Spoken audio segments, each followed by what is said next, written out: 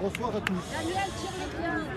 Et nous sommes ici ce soir, c'est à la mémoire de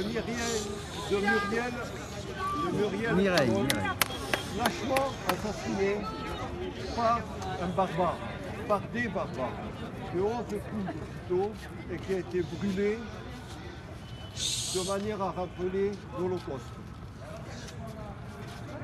Il y a des responsables dans cette affaire. Les responsables au premier chef sont le Quai d'Orsay avec sa politique épouvantable à l'égard d'Israël et ses motions en permanence à l'encontre d'Israël, à l'UNESCO et à l'ONU. Et à cette occasion, je rappelle mon action l'année il y a 2 ans où j'avais tourné le dos à l'ambassadeur suite à la signature de la France dans cette affaire. C'est tout ce que j'avais à dire sur cette affaire. Mais il me paraît important que les pouvoirs publics prennent conscience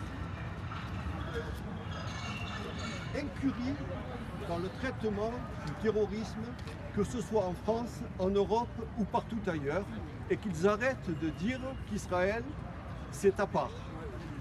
Quand ça se passe en Israël, ça n'est pas à part, puisque la même chose se propage aussi bien dans toute l'Europe et en particulier en France. Ça commence en Israël, mais ça n'empêche pas que ça continue dans toute l'Europe. Tout à fait. Et aujourd'hui, nous affichons la couleur. Ici, nous sommes des Juifs, dans un pays juif, dont la capitale est Jérusalem. Que ça plaise à Pierre ou aux autres, on s'en moque. Nous faisons notre politique. Et nous disons à tous les Français juifs, tous les Européens, tous les gens du monde entier qui sont juifs, qu'ils ne sont pas en sécurité chez eux et que c'est fini. À l'horizon de 10 ans, il n'y aura plus de possibilités, plus de place pour les juifs dans un pays qui ne les veut pas. Ici, nous préparons des constructions pour accueillir tous les juifs du monde entier. Et nous les construirons partout, en Judée, en Samarie, à Jérusalem et partout. Parce que c'est notre pays, c'est chez nous, et il est hors de question qu'on se fasse dicter notre politique par qui que ce soit, et surtout pas par la France. Ouais. Bravo. Bravo.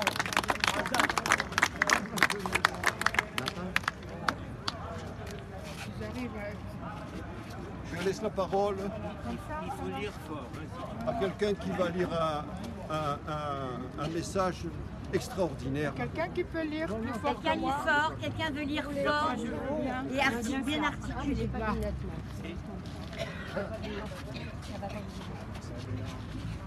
S'il vous plaît, je m'appelle Mireille, je suis né en 1932. Mes parents ont tenu à me donner... Un peu plus fort.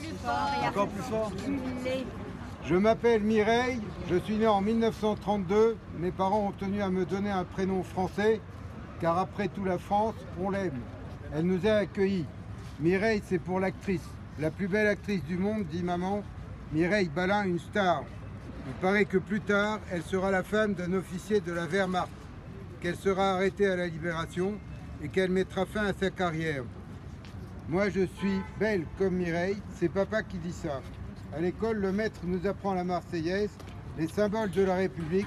On parle beaucoup du maréchal aussi, celui qui a sauvé la France. La vie juive est au centre de tout chez nous. Samedi, on va à la synagogue, on allume les bougies le vendredi soir. Maman est la meilleure cuisinière du monde. Elle est la reine du gefilte fish, la carte farcie. C'est pas trop mon truc à moi, mais je me force, ça lui fait tellement plaisir. On me surnomme Mimi, parfois tendrement maman me surnomme de poupée lait. Ça veut dire poupée en yiddish. À l'école, j'ai des âmes juives et non juives, on s'entend toutes bien. Enfin, avant. Car depuis quelque temps, depuis que j'ai 5 ou 6 ans, certaines de mes amies ne veulent plus trop me parler. Elles disent que c'est parce que je suis juive. Je trouve ça idiot, mais papa me dit de ne pas faire de vagues. Je vois pas comment je ferai des vagues, je suis pas la mer Méditerranée, moi. 1942, j'avais l'étoile jaune à la place du cœur. Il valait mieux la mettre par sécurité. Je n'allais plus à l'école, trop risqué. Il y eut des gens qui ont dit que ça sentait mauvais pour les juifs, qu'on allait tous nous tuer. Nous tuer parce qu'on est juifs. Absurde, je me disais. J'avais 10 ans. Il y a eu une rafle au Veldiv. Oui, là où on fait du vélo. J'ai pensé que c'était bizarre de se faire enfermer dans un endroit où on fait du vélo. Maman a rusé, on s'est enfui et on n'a pas été raflé. On a traversé la France sous une fausse identité. On avait faim, mais maman me disait de ne pas me plaindre. Parce que tu sais, ma poupée, il y a pire. Alors je ne disais rien, je la suivais. Parfois j'avais mal aux pieds. Je pensais à mes amis laissés à Paris, les juifs, les non-juifs. Est-ce que je les reverrai? On a traversé l'Espagne, puis on est arrivé au Portugal. Maman aurait voulu qu'on aille jusqu'en Amérique, mais c'était compliqué.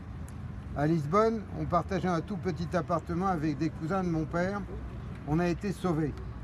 1945, plus de famille, plus d'amis juifs, maman et moi. 1950, il est là, il est beau, il a réchappé à la mort, on se marie.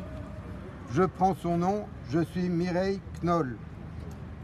On fera vite notre vie ensemble, on mangera du gefilte gefiche, j'allumerai des bougies à Shabbat, j'élèverai mes enfants comme des bons Français, juifs mais français, les deux.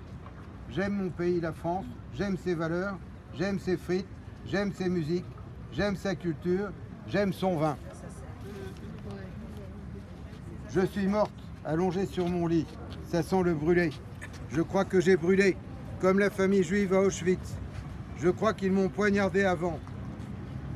Oh, pas qu'un peu, 11 fois, j'ai compté.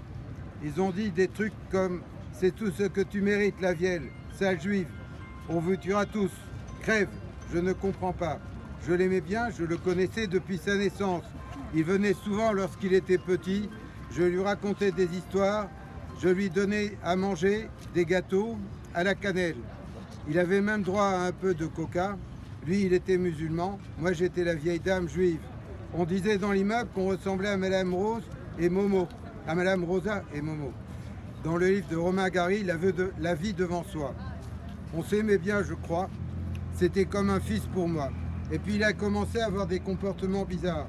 Une fois ou deux, ou bien plus encore, il m'a dit que tout était de la faute des Juifs. Je lui souriais. Tout, tu es sûr? Ça ne le faisait pas rire.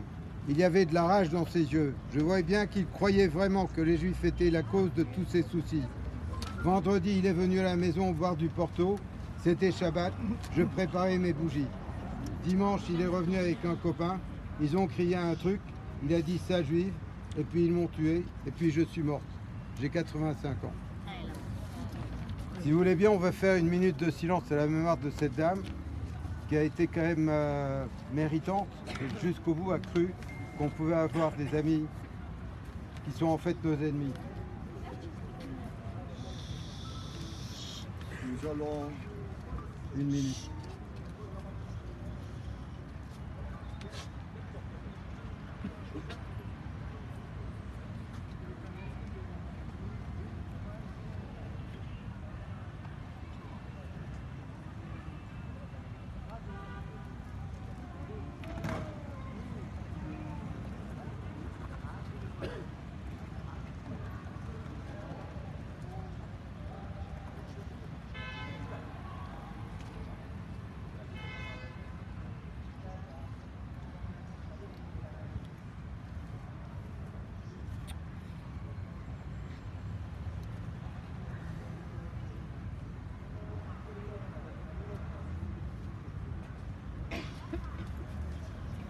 Nous allons allumer des ménorotes.